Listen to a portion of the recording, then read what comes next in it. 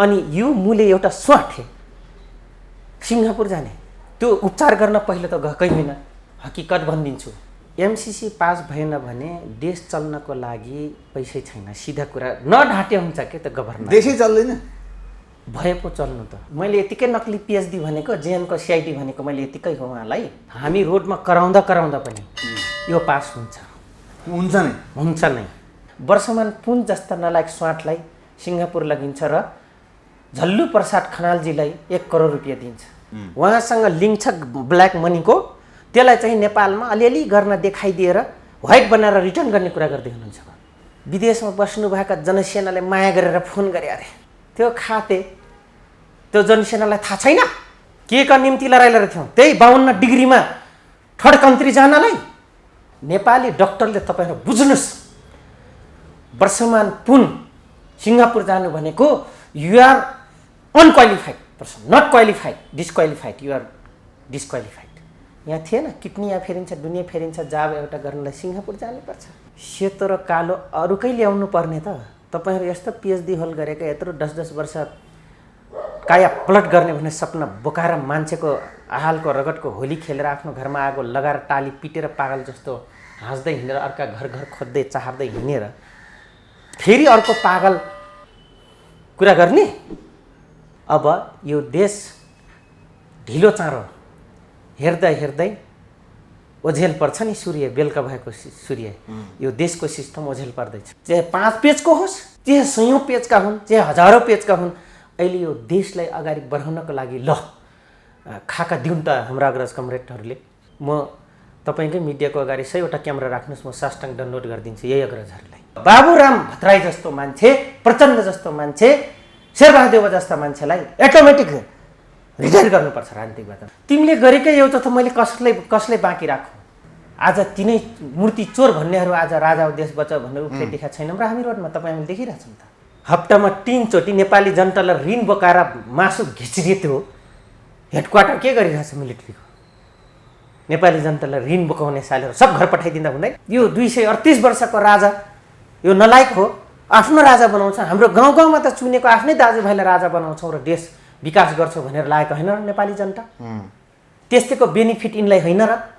यावत नमा सिआइएहरू र इन्डियनहरू यहाँ नाच्यो भने विशाल ठुलो विश्वले अब अर्को गाइडलाइन, अर्को सामरिक देश बनिसकेको छ जो चीन हो। एमसीसी पास भएन भने अथवा एमसीसी पास गरेर पैसा भएन भने अब चुनाव गराउने एजेन्डा र चुनावको लागि खर्च यिनको बाउले दिन्छ। यत्रो ठुलो महँगी चुनाव नगरौँ। अब चुनाव नगरौँ भने के गरौँ भन्ने प्रश्न आउला। गर्दो रहेछन् त, लाजै नमानिकन गर्दो रहेछन् त हुतियाराहरू। बनाउँ न निर्माण सेना, भोलिन्टियर्स बनाउँ न देश विकासको लागि। लानु चौधरी पनि कति घन्टा टाइम दिनुपर्छ म दिन्छु। मेरो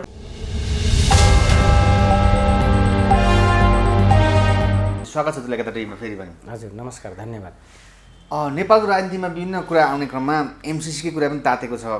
त्यो हिसाबमा भर्खरै परराष्ट्र मन्त्री नियुक्त हुनुभएका डाक्टर नारायण खड्का शपथ सँगसँगै जानुभएको थियो अमेरिका। हजुर एमसीसीकै कुरा बोल्नुभयो, संशोधन हुँदैन। हजुर यसले के जनाउँछ अलिकति यो विषय अगाडि बढ्नु। यो त एकदम जबरजस्त भयो होइन। मैले यहाँकै मिडिया त भनिरहेँ, यो हामी रोडमा कराउँदा पनि यो पास हुन्छ नै। मात्र 2टा कारण, धेरै कारण पहिलाको एपिसोडमा धेरै कुरा धेरै विश्लेषक अग्रजहरूले, दाजुभाइ दिदीबहिनीहरूले धेरै टावरले आफ्नो विश्लेषण छँदैछ। अडियन्सको माझमा पनि जनपक्षमा पनि छँदैछ। मैले अब लास्टमा 2टा मात्रै भन्छु। एमसीसी पास भएन भने देश चल्नको लागि पैसै छैन। सिधा कुरा नढाँटे हुन्छ के त गभर्नर, देशै चल्दैन। भए पो चल्नु त, कसरी चल्छ अब। भएभरको विदेशले फर्काइसकेछ, रेमिटेन्सले चलेको थियो यो देश। भएभरको 2064 शान्ति प्रक्रियादेखि लिएर आजको दिनसम्म फर्मल भ्रष्टाचार गरेर सिद्ध्याइदिए रिजर्भ पैसाहरू। थप देश विकासको नाउँमा ल्याए, कमिटमेन्ट गरे। 10 वर्ष आफै ठिल्ठिलो परेको थियो राज्य। त्यसमध्येमा नाइट भिजन हेलिकप्टर किन्ने भने, गोलीगट्ठा किन्ने भने, राम्रो किन्ने भने, अनि त्यसपछि गएर तपाईँको सुरक्षा निकायलाई भत्ता चाहियो, प्रोत्साहन भत्ता चाहियो, यो चाहियो ऊ चाहियो भन्ने हेर्नुहोस् है। पैसा त थिएन।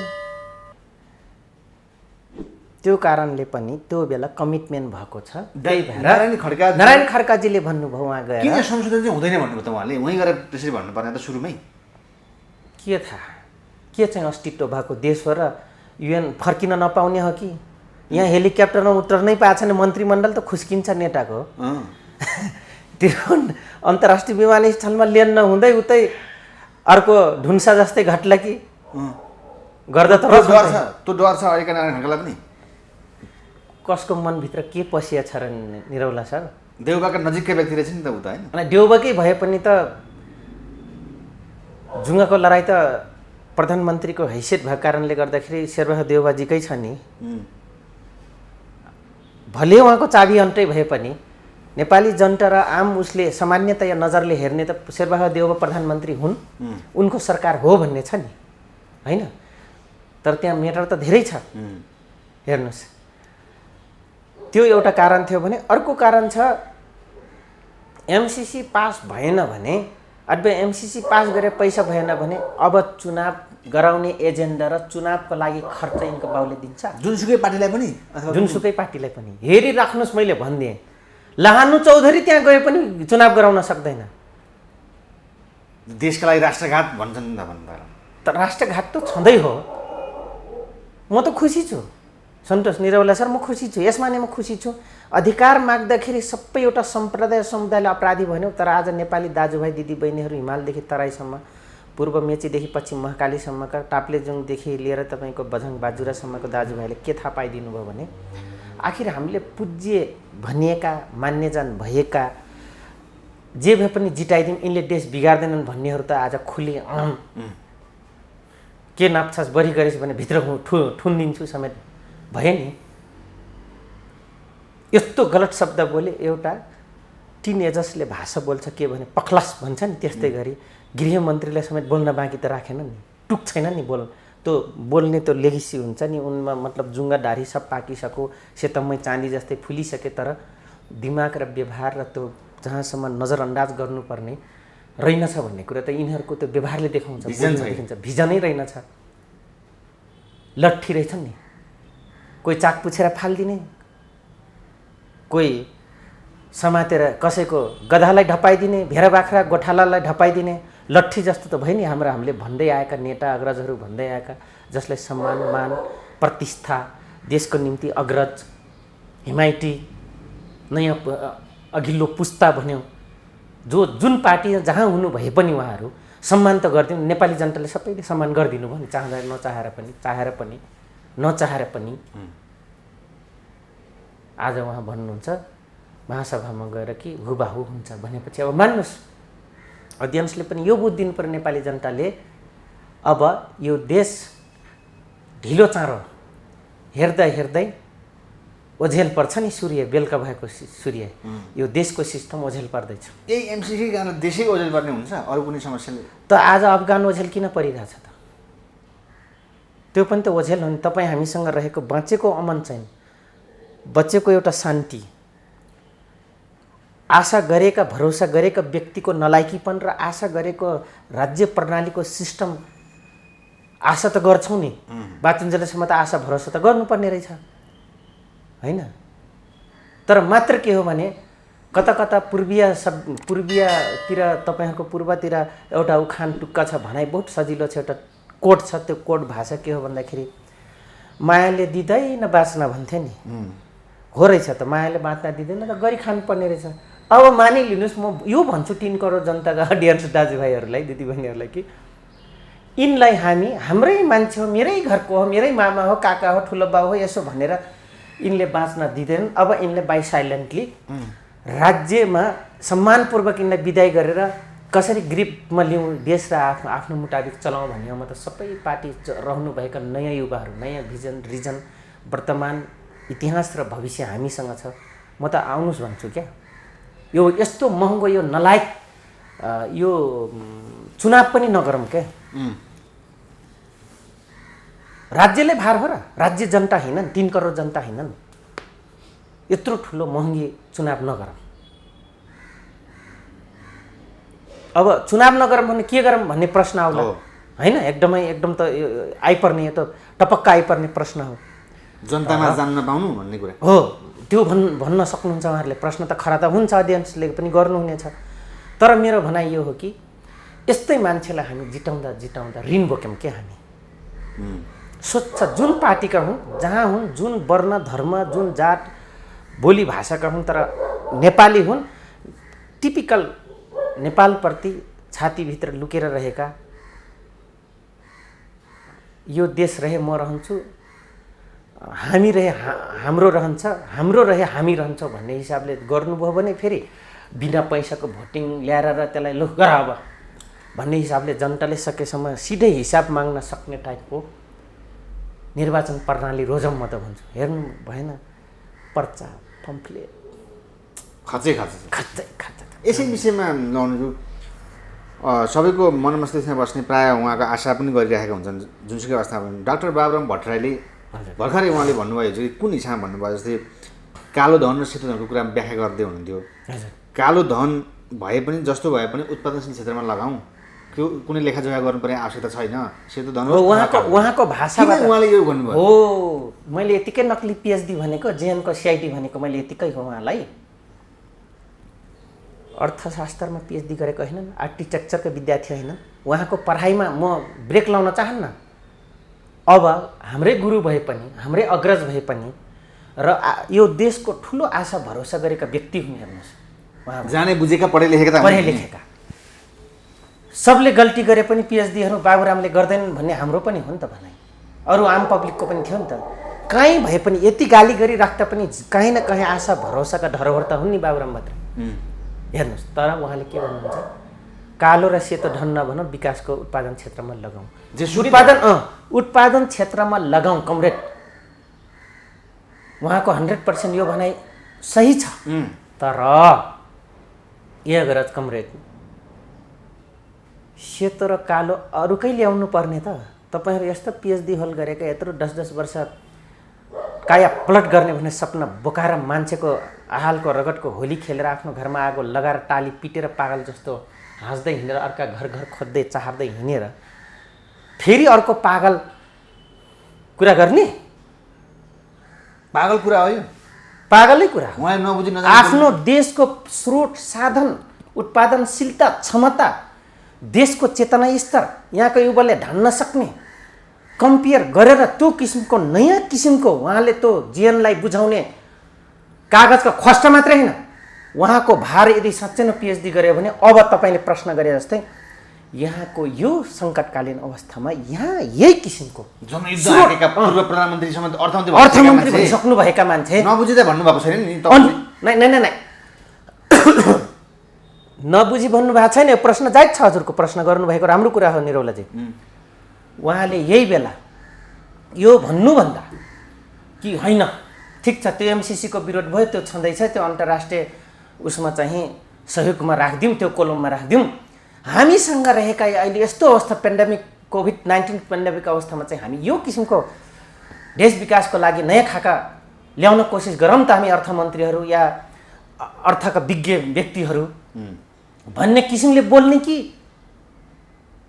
कालो र सेतोको कुरा नगरौँ रे। उहाँले भ्रष्टाचारका कुरामा पनि पहिला प्रचण्ड शेरबहादुर ओलीलाई अरबका कुरा गरेका थिए, 9 अरबको कुरा नै ती कुरा उहाँको पर्सनल कुरामा त म यहाँ सुन्नुहोस्, बाबुराम भट्टराईको पर्सनल लाइफमा आर्थिकको कुरो त म अब्जेक्सन गर्दिनँ सन्तोष। होइन, उहाँले के भन्नु, मलाई मेरो श्रीमती हिसिलाका नाम लिएर पनि मलाई बदनाम गर्छन्, तर हामीलाई के को आवश्यकता हो, मैले त्यही आउँदै थिएँ भन्नुभएको छ उहाँले। यहाँले प्रश्न गरिहाल्नु भयो, म आउँदै थिएँ त्यहाँ। हामी पढे लेखेका मान्छे हामी कमाएर खान्छौँ त। हिसिला दिदीले पनि तपाईँको आर्थिक सम्पन्न घरानकी व्यक्ति हुन्, अहिले होइन उहिलेदेखि उनको पुर्खौली विरासत पनि सम्पन्न हुन्। तर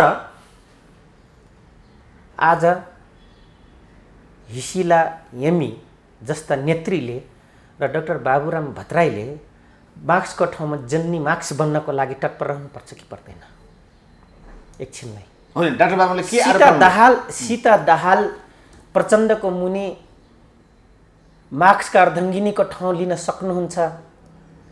हिसिला यामी अग्रज दिदी भन्नुस्या नाटै हाम्रो त अग्रज हुन्, जसको भए पनि माथिल्लो पुस्ताको हुन्।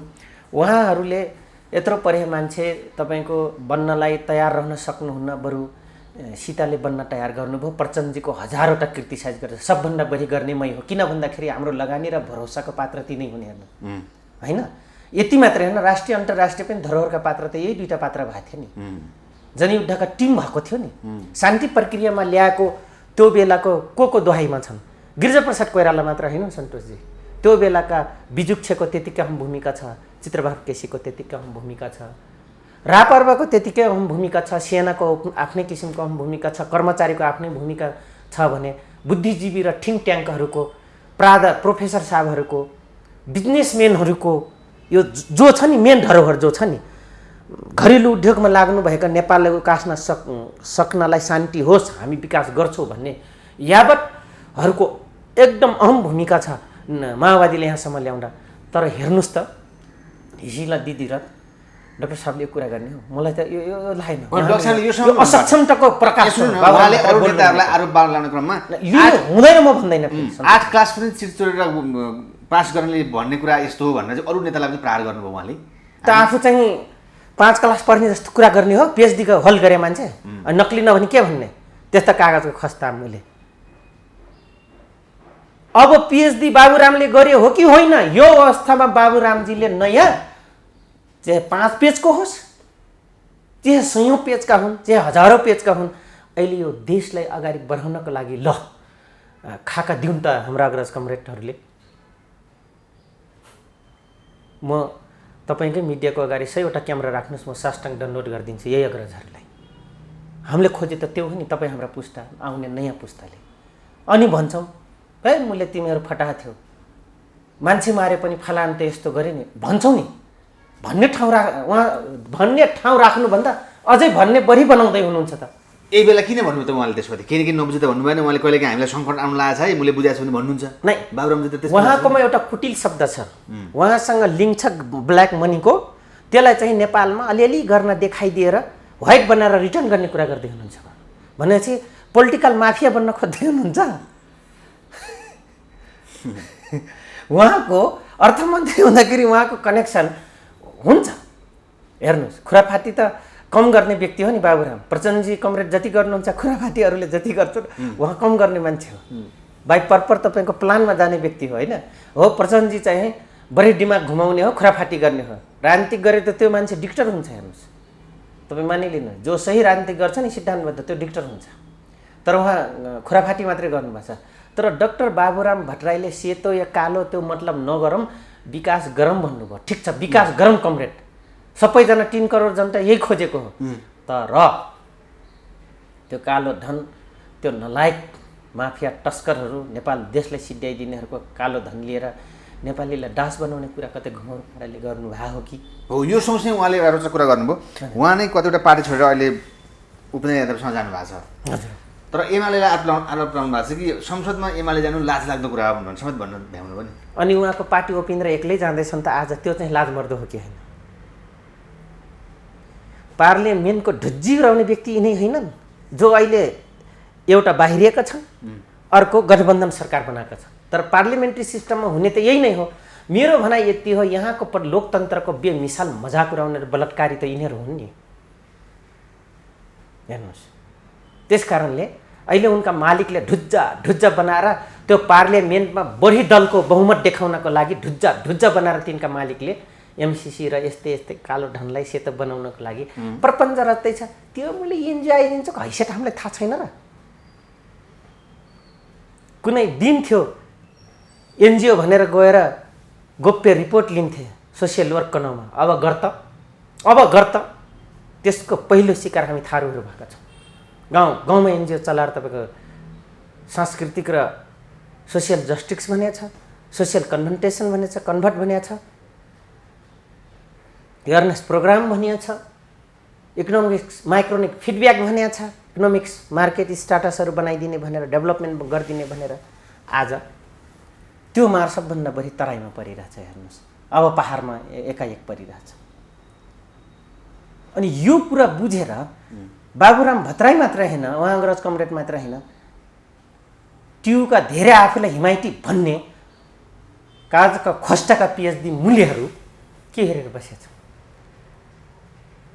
देशको पहरेदार हुँ भन्ने त्यो मुले सिपाही हप्तामा 3 चोटि नेपाली जनतालाई ऋण बोकाएर मासु घिचिदिएको हेडक्वार्टर के गरिरहेछ मिलिट्रीको?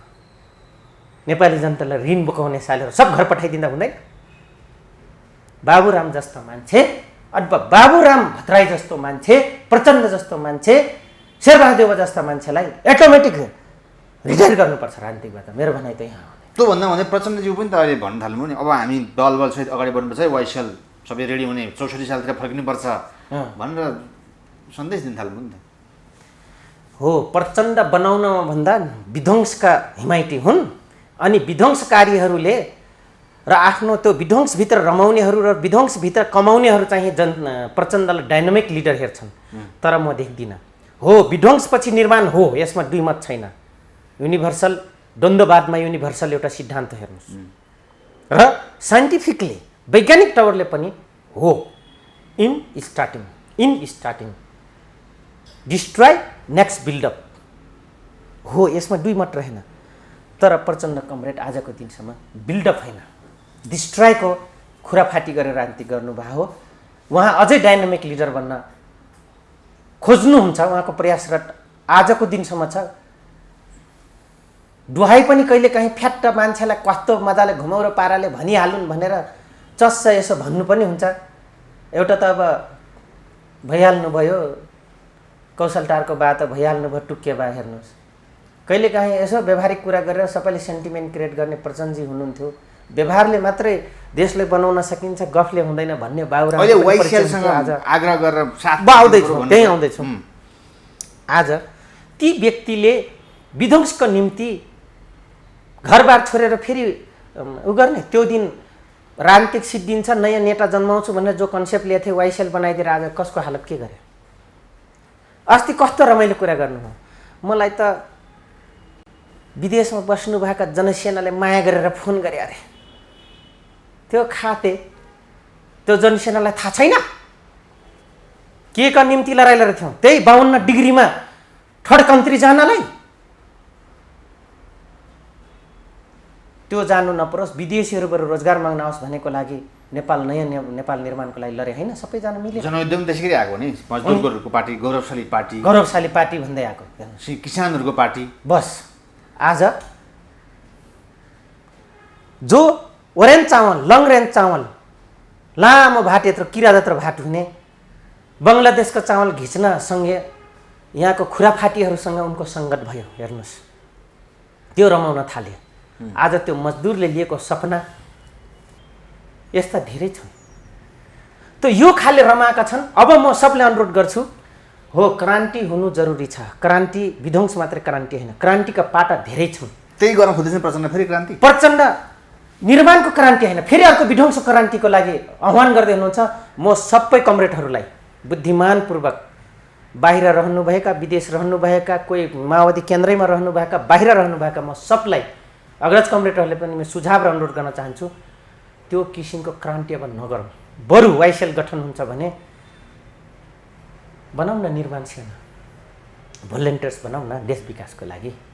लानु चौधरी पनि कति घन्टा टाइम दिनुपर्छ म दिन्छु, मेरो पार्टी आफै छ गठन गरेको, तर म पनि दिन्छु, श्रम म पनि दिन्छु। अहिले आएर किन अतालिएका प्रचण्डजी? त्यही अनसेक्योर फिलिङ भयो, अब गिल्टी फिल भयो नि। ल श्रम दिने नियम बसालौँ त। आज तपाईँ भूतपूर्व होस् त्योसँग मतलब छैन, तपाईँ नभए नेपाल निर्माणको युवा डस्ता हो भनौँ, कति घन्टा दिनुपर्छ श्रम, त्यसपछि म आफ्नो अरू काम गरौँला हामी आफ्नो। तर त्यति राज्यले श्रम दिउँला, हो यो किसिमको कन्सेप्ट ल्याउनु भयो भने आज प्रचण्ड बाबुराम पराई छैनन्, शेरबहादेव पराई छैनन्, राप्रपाका नेता पराई छैनन्, मधेसवादी पराई छैनन्, नेपाली जनता दाजुभाइ जुन भूगोल, जुन सम्प्रदाय, जुन जात धर्मका हुन् पराई छैनन्। हामी हो, हाम्रो हो, हामी हो, तपाईँ हामी हो। तर अब मन्त्रालय गठन हुन लाग्दै प्रचण्डज्यू नै 79 जना मेरा मान्छेले मन्त्री खोजे भन्दै यत्रो समय गयो। हजुर हो, मन्त्री खान त यो अड्केको आजको दिनसम्म माधव कुमार नेपालकै कारणले थियो। किन अब किन भन्नु बुझ्नुहोस् न। अब माधव नेपालले किन त्यसो गर्छन्? गर्दो रहेछन् त, लाजै नमानिकन गर्दो रहेछन् त। हुतियाराहरू, स्वाठेहरू स्वार्थ के छ र उहाँसँग? कमाउने, विगत गरेको अपराधको फाइल ढाकछोप गर्ने, त्यही किसिमको कर्मचारी पठाउनु पर्यो, सेक्युरिटी डिपार्टको त्यही अनुसारको स्ट्यान्ड गर्नु पर्यो होइन, कर्मचारीले त्यही अनुसारको गर्नु पर्यो, थिङ्क ट्याङ्कहरू त्यही अनुसारको, विदेशमा व्यवहार बिग्रेको छ र लुकाउनु छ फाइल भने त्यही अनुसारको राजदूत नियुक्ति गर्नु पर्यो। यही होइन र यहाँको राजनीतिक? नेपाली जनताले त भने देश चल्छ नि यिनलाई जिताउँ, देश चल्छ भनेर राजनीतिक यिनी पो हुन् भने होइन। यिनको राजनीतिक मात्र यति हो, बुझिराख्नुहोस् अडियन्सहरू, बुझ्नु जरुरी छ। सबलाई मैले भन्दैछु, म सकेसम्म म थरवटको संस्थापक नेता हो, अधिकारवादी पहिचानवादी हो, तर पनि मैले 3 करोड जनताको पीडामै हो। तपाईँ र मेरो पीडा एउटै हो भनेर म त्यहाँ रहेर र यहाँले पनि त्यही किसिमको प्रश्न गरी मलाई प्रस्तुत गर्नको लागि उभ्याउनु भएको छ। त्यो सँगसँगै यिनै कुराहरू नेताहरूका गल्ती हजुरले भन्नुहुन्छ, तिनै कुराहरूले गर्दा नै अहिले राजा उभिराकी हिमानी सबै सलबल आएको, अलिक जनताहरूसँग विभिन्न कलाकर्मीहरूसँग नजिक स्कुलहरूमा एकदमै यो बडा बेमिसाल मजा, क्या मजा प्रश्न गर्नुभयो, कति राम्रो।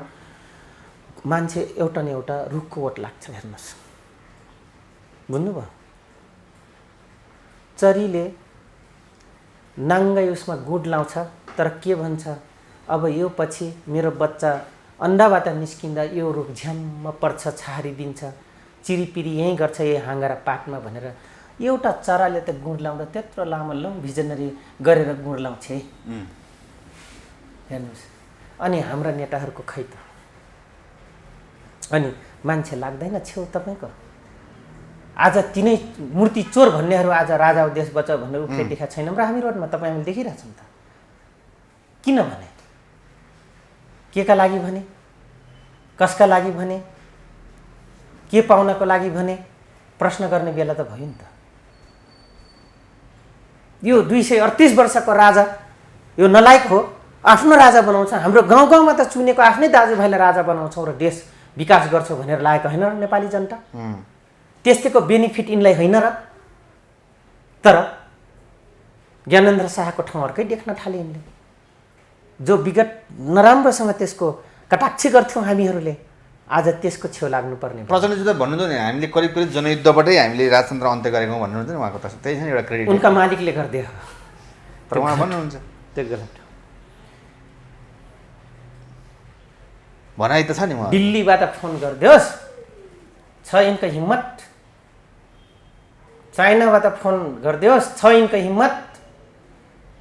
आरएसको एउटा जोगीले ठाकरेले फोन गरिदियोस्, छ यिनको हिम्मत। हाम्रो माहौललाई विदेशीहरूले यिनको मालिकले खेलेको मात्रै हो सन्तोषजी, यो बुझ्नु जरुरी छ अडियन्स, दाजुभाइ दिदीबहिनीहरूले, श्रोता ब्रेनहरू, दर्शक ब्रेनहरूले बुझ्नु जरुरी छ। यहाँ समग्र नेपाल यस्तो पनि हुन थाल्यो कि जात जाति धर्म राजाको कुरा गर्दा गर्दै भर्खरै पशुपतिमा बाबाजीलाई खुकुरी प्राय हुन थाल्छ हिजो अस्ति भर्खर। होइन, त्यहाँ ढोङ्गी छन्, त्यहाँ यसो सन्यासी हो, यसको संसारमा केही छैन भनेर मान सम्मान पाउने ठाउँमा बसेर त्यहाँ फ्रीमा बस्न पाएका छन्। अनि दुनियाँ गाँजा बेच्ने, चरस बेच्ने, अनि त्यस्तै नलायक केटीहरू यो संसारबाट भाग्ने, अनि आएर अलग भिक्षा बम भन्ने, फेरि यो संसारबाट म चाहिँदैन मानव हितैषीमा लागेको छु भन्ने, अनि फेरि यो संसारमा जहाँ पीडा छ, जहाँ रोदन छ, जहाँ रिस छ, राग छ, दुनियाँ छ, चिच्याहाट छ, अनि त्यो संसार फेरि एचिभ गर्नतिर लागेपछि उसै त यो संसारभित्र तपाईँ हामी रोसिलो भएर जिन्दगी बाँचिरहेछौँ। एक पहिरो ठिक पार्यो अर्को 1000 पहिरो बगेर आउँछ। एउटा ढुङ्गा सानो आयो भने भिरबाट ठुलो ठुलो पहराहरू आउँछन्, ठेक्दा ठेक्दा त तपाईँ हामी हाइलकाल्छौँ। अनि त्यो मूल्य पनि यो पहरा, यो ढुङ्गा मलाई के गर्न सक्छ र म त आकाश ठेक्ने गरी, यो पृथ्वीको आकाश ठेक्ने गरी बसेछु भन्छ नि, त्यही क्रियाकलाप गरेर त्यो पिटाइ नखाइ को पिटाइ खान्छ तपाईँ हामी? धर्मका नाममा, जातका नाममा त कुनै विध्वंस हुन लागेको त होइन, इक्जाम्पलहरू देखिएका हुने होइन यस्ता कुराहरू हो। कता कता त्यो जात धर्ममा त गइहाल्छ, हेर्नुहोस् सन्तोष सर, यो जान्छ नै। अनि फेरि समग्र जातले हेरिन्छ, अनि उसको जातको प्रवृत्तिलाई कोट्याइन्छ। त्यस कारणले धर्मको नाउँमा कति राम्रो धर्म हाम्रो छ, कति राम्रो धर्म हाम्रो छ कि मानव धर्म ठुलो हो, तर हाम्रै धर्मभित्र यत्रो ठुलो चोइटिएका हाँगा बिङ्गा छाँगा भएका हामी छौँ। त धर्म जात सबैलाई समानता दिने हिसाबमा जनयुद्ध आयो, सबै गणतन्त्र त्यसैको लागि हो। तर यसै क्रममा सबैलाई समान व्यवहार गर्ने कुरामा हुँदाहुँदै मान्छे बिरामी हुन्छ, भटभटे मरिरहेको हुन्छ। हजुर, कोही मान्छे त्यति केयरलेस भएर हुन्छ। अहिले आएर तपाईँलाई थाहा छ वर्षमान पुनलाई सामान्य बिरामी हुँदाखेरि आज थाइल्यान्ड लगिदिन्छ। त्यो मात्र होइन, त्यो अब के भन्नु, अब फेरि गयो कुरा निस्क्यो हेर्नुहोस् है। अब आज डक्टरहरूले हान्नु पर्यो, हुन त भनिरहेछन् लाहानु चौधरी कसैले बाँकी राखेन। तिमीले गरेकै एउटा त मैले कसले बाँकी राखौँ? हान्दा हान्दै सबले हान्दा हान्दै अर्को पनि छेक्ने नाउँमा मलाई नै गोड्न आइसकेपछि म बाँकी राख्छु त। अब क्या मजा प्रश्न गर्नुभयो। अर्को नेक्स्ट प्रश्न क्या ब्युटिफुल भयो, सुन्दर, अति राम्रो प्रश्न गर्नुभयो। यहाँका डक्टरहरू सम्पत्ति सिद्धिएर पढेको छ, पैसा कमाउनु पर्यो होइन? त्यो किसिमका मानसिक भएकालाई एउटा गरिबलाई वाराबाट सिफारिस लाएर यहाँ ल्या उहाँबाट ल्या जब 1000 रुपियाँ मिना गराउनको लागि त्यत्रो नौटङ्की हुन्छ। वर्षमान पुन जस्ता नलायक स्वाटलाई सिङ्गापुर लगिन्छ र झल्लु प्रसाद खनालजीलाई 1 करोड रुपियाँ दिन्छ। होइन, उहाँहरू देशको लागि केही गर्नुभएको छैन? जनयुद्ध आउनुभएको वर्षमान पुन झल्न पनि यत्रो कम्युनिस्ट आन्दोलन के गरे यिनले? गरेको पाएको छैन, राज्यबाट ढुकुटी रित्याएका छैनन्, त्यसमा सन्तुष्टि हुनु पर्दैन। नेपाली जनताले जहिले पनि दिइराख्ने, कङ्गाल भइराख्ने अनि सब कङ्गाल बनाइराख्ने। देशलाई के गर्छु भने हिँडेका नेताहरूलाई उपचार गर्नु अरूले गरेका छैनन्। झलनाथ खनाल वर्षमान पुनभन्दा अरूले गरेका छन्, 3 करोड जनताले गरेका छन्।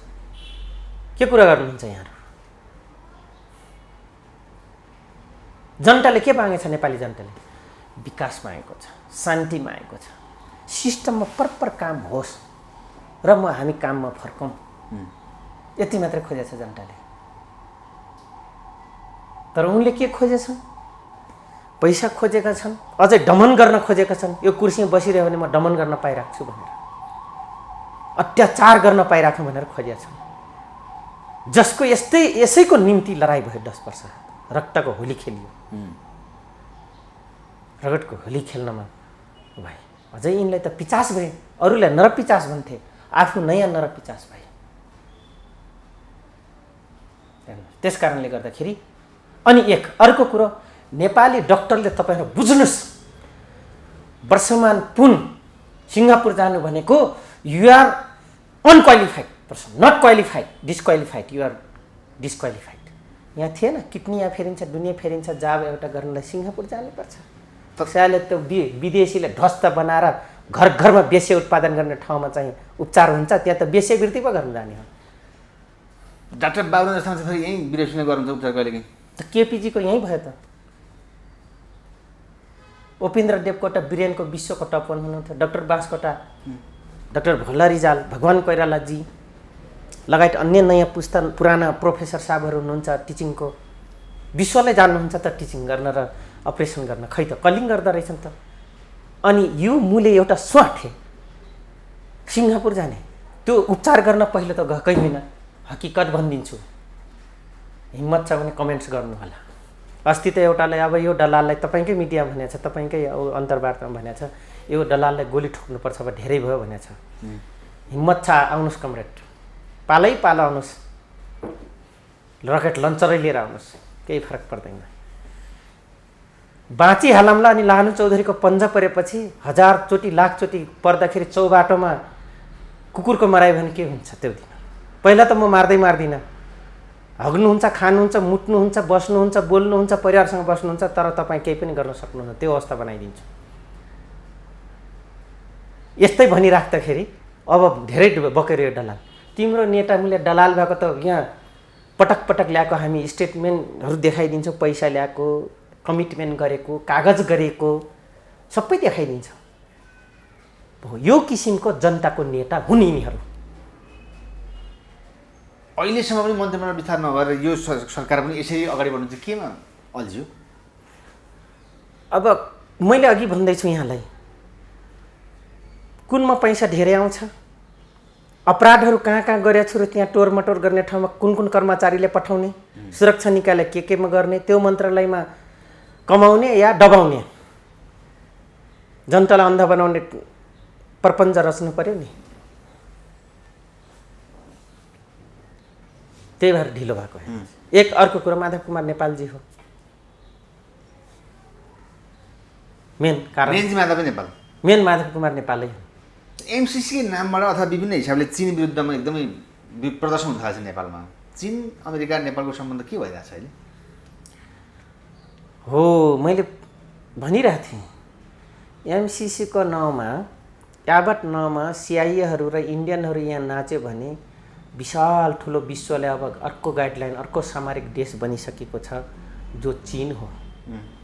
नेपाल चीनको सम्बन्ध त लामो इतिहास छ। बरु नकोट्याएर होला यसमा कोट्याउँदा कुनै दिनमा यो विषयमा होइन।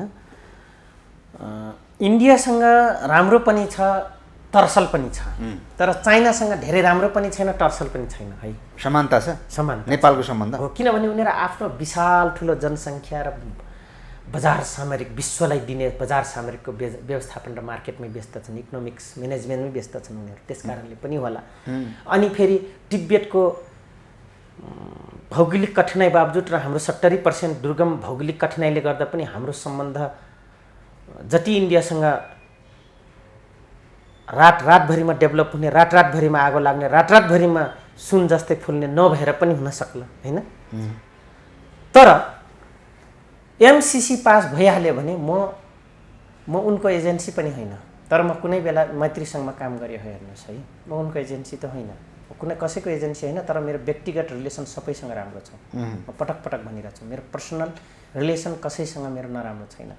तर म एउटा सुझाव दिन चाहन्छु, त्यो दिन चाइनासँग गर्दै आएका र चाइनासँगको सामरिक अर्थको हामीले र चाइनाले आज इन्डियाले 1950को सन्धिको दमन गर्दा गर्दा हरेक कुरा किन्दाखेरि इन्डियालाई देखाउनु पर्ने सोध्नु पर्ने थियो, तर सी जिनपिङले आएर सिधै बन्दरगाह प्रयोग गर्नु भन्यो। ग्लोबलाइजेसन रिलेसन र मार्केट एजेन्डाको कुरामा उहाँ आउनुभयो, रिलेसनसिप र ग्लोबल महासन्धिको उसमा आउनुभयो।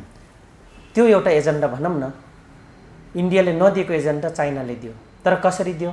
ल मैले भने मान्नुस् भनेर गयो। लिखित त भएको छैन, त्यो त लिखित हुनु जरुरी छ है, त्यो त छँदैछ। अझै थिङ्क ट्याङ्कहरू गर्नुहुनेछ विद्वानहरू अग्रजहरू यहाँको। मतलब यस्ता नेपालले प्राप्त गर्ने इन्डियासँग चाइनासँग भएका दुःख सुखका सहयोग कुराहरू धेरै गुम्न सक्छन् सन्तोष सर। योलाई पनि हाम्रा अन्तर्राष्ट्रिय सम्बन्धनका विद्यार्थीहरू, थिङ्क ट्याङ्कहरू, बुद्धिजीवीहरू, कुटनीतिक क्षेत्रका अन्य अग्रजहरू यो कुरालाई बहुत गम्भीरपूर्वक सोचेर अनि बल्ल भन्नुपर्छ कि एमसिसी कुन कुन हदमा संशोधन गर्ने, कुन कुन हदमा नगर्ने, त्यतिखेर भन्नु। चीनसँगको कुरा विचार गरेर पनि यो एमसिसीलाई अगाडि बढाउनु पर्ने हुनसक्छ मजाले। चीनको अगेन्स्टमा आउने या इन्डियाकै अगेन्स्टमा आउने, म भन्छु त्यो किसिमको धारा छ भने त्यसलाई ल्याउनु हुँदैन। यदि बुद्धिमानता छ भने हाम्रा यो अग्रजहरूमा कुनै पार्टीको कुनै पार्टीको जो हुन्, छिमेकीको विरुद्धमा आउने कुनै पनि गतिविधि हामीले गर्नु दिनु हुँदैन। भले उनले मानुन् नमानुन्, तर एउटा सानो देश ल्यान्डलक कन्ट्रीको हैसियतले यो कुरा बुद्धिमान पुर्याउनु हुन्छ, बुद्धि पुर्याइदिनुहुन्छ भने मानिलिनुहोस् नेपाल हिरो हुन्छ। तर भनिन्छ नि स्ट्राटेजिक प्लान त अमेरिकाले चीन विरुद्धले नेपालमा हो, यसमा दुई युज गर्न खोज्दैछ। जनयुद्ध पनि त्यसकै स्ट्राटेजीमा झन्डै आएको हेर्नुहोस्। स्ट्राटेजी त्यही हुन सक्छ। तर एउटा कुरा छ फेरि, यो भविष्यमा आइपर्ने दुर्घटना र तपाईँको चेक ब्यालेन्सको मैले कुरा गरिदिन्छु। यति गरेर चाइनाले मान्छ र उसले विश्व हान्न गइरहेछ भनेर फेरि एक पक्ष अर्को पक्षले यो डिबेट गर्न सक्छ, कमेन्ट्स गर्न सक्छ यहाँलाई। तर म भन्छु उहाँहरूलाई, हो कतिपय कुरा हामीले आफ्नो हिसाबले गर्दा गर्दै चीनले हामी रोक्न सक्दैन, उसले एक न एक ठाउँमा हान्नलाई गतिविधि गर्न सक्छ भने त्यसको जिम्मेवारी त चीन आफै हुन्छ होइन र? इन्डियाले पनि आफै हुन्छ। तर नेपालको कारणले म फसेँ, प्रश्न चिन्ह नउठोस्, नयाँ पुस्ताले दुःख नपाओस्, मेरो भनाइ हो क्या। अथवा हामी जितेजी मर्ते उमेरमा पनि हामी यो नपाऊँ भन्न खोजेँ क्या। हो, फेरि एउटा भनाइ छ, गु खानु त ठुलेको खानु, छारी मुनि बस्नु त ठुलै रुखको छारी मुनि बस्नु। नेपाल यस्तो देश हो, विशाल भीमकाय जनसङ्ख्या र सामरिक देशको बिचमा छौँ, काखभित्र छौँ हामी। तर यही भीमकाय सामरिक देशको सम्बन्धनलाई बिगारेर हामी फाइदा अथवा के अरे बनाएर यिनीसँग राम्रो हामी यिनको उसलाई उपयोग गर्न सकिरहेको छैन, यो असफलता हो। अनि बाबुराम भट्टराई जस्ता 5 क्लास पढेका अथवा नपढ्नुभएका दाजुभाइ त बरु सही बोल्नुहुन्छ, सर्टिफिकेट लिएको गँवार जस्तै बोल्नुहुन्छ, यो कुनै अर्थ छैन, कुनै अर्थ छैन। कि बुढेसकाल लाग्दै बुद्धि पनि कुहिँदै गएको हो कि खिया लाग्यो हो कि डाक्टर साहबहरूको? उहाँहरूलाई हामी सम्मान गर्दै जाने, उहाँहरू चाहिँ त्यो गलत चरित्र देखाउँदै जाने कि सम्मानको अपमान गर्नतिर लाग्नु भएको हो कि आफै उड्डन्त देखाइराख्नुहुन्छ? जबकि उहाँहरूको शब्द तराजुमा टौले झैँ हुन्छ। भले प्रचण्डजी बोलुन्, बाबुरामजी बोलुन्, शेरबहादुर देउवाजी बोलुन्, किशोर सिटौलाजी बोलुन्, विनोद निधिजी बोलुन्, शशाङ्कहरू बोलुन्,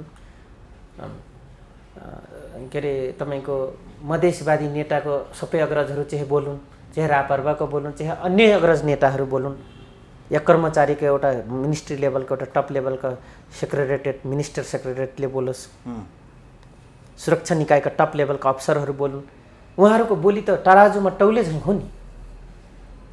तर उहाँहरू आफै वेटलेस काम गर्नुहुन्छ, वेटलेस भाषा बोल्नुहुन्छ अनि भन्नुहुन्छ लाहानु चौधरी पागल चाहिँ भन्छ। पहिला तिम्रो मान्छे पागल भन्दा गए गुज्रेको छ, तिनलाई लगनखेलको हस्पिटलमा गएर ट्रिटमेन्ट गरेर ल्याउनुहोस्, म अनुरोध गर्छु तपाईँहरूलाई। हस्, थ्याङ्क यू भेरी मच। नमस्कार, धन्यवाद।